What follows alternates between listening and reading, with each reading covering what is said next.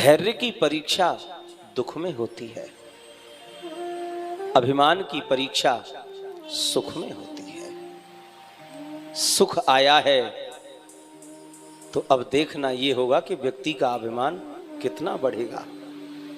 दुख आया है तो देखना यह है कि वो कितना धैर्य धारण कर सकता है। संसार में दुख मिट ही नहीं सकते साहब, ये पक्की कोई भी शक्ति ऐसी नहीं है जो आपके दुख को मिटा दे।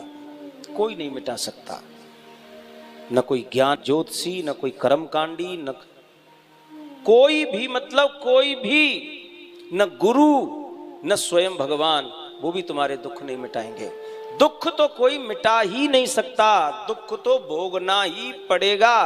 क्यों? क्योंकि दुख हमारे कर्म का फल है, इसे कोई और नहीं, हमको भोगना होगा। पर हां, एक बात है, गुरुजी दुख तो नहीं मिटाएंगे, महापुरुष दुख नहीं मिटा सकते।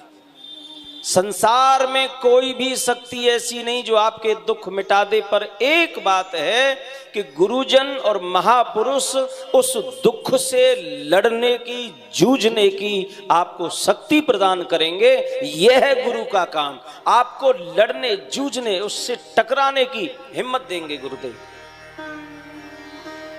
गुरु कृपा यहां काम करती है। और कैसे काम करती है? ठीक ऐसे काम करती है जैसे आपने चूल्हे पर दूध गर्म करने के लिए अथवा पानी गर्म करने के लिए पात्र में जल भर के, दूध भर के चूल्हे पर रखा, आपने उसको गर्म किया और वो खूब गर्म हो गया। पात्र में रखा हुआ दूध ही नहीं, दूध के साथ साथ पात्र भी उतना ही गर्म हो रहा है। अब उस पात्र को आप सीधे ही हाथों से पकड़ करके उठाओगे तो आपके हाथ जल जाएंगे, आपको तकलीफ होगी, आपको कष्ट होगा, आपके नुकसान हो जाएगा। तो आप क्या करते हो? ऐसे तो नहीं उठाते। क्या करते हो? उसे वस्त्र से, कपड़े से उठाते हैं। आपको न जलन होती है, न आपके कोई नुकसान होता है, आपका काम हो ही जाता है।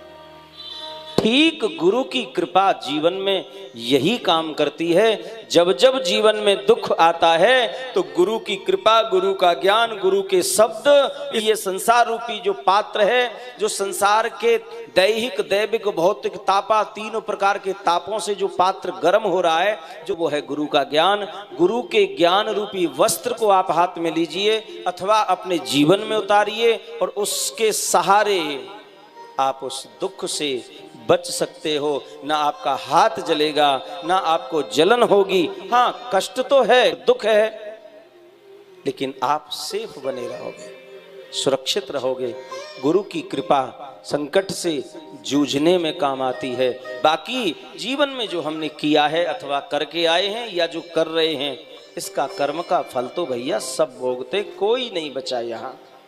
गुरु खुद अपने कर्म का भोग भोग रहे हैं, वो किससे जाके रोमे?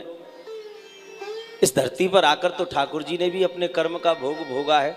हम यहाँ आए ही केवल कर्म भोगने के लिए हैं। निष्ठा और विश्वास पक्का हो और ठाकुर जी पर भरोसा पूर्ण हो।